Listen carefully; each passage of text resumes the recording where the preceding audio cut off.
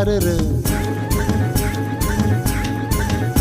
हे आलो देवा घेऊन मनी भोळा भावर देवा गोड माझी ही मानून या घे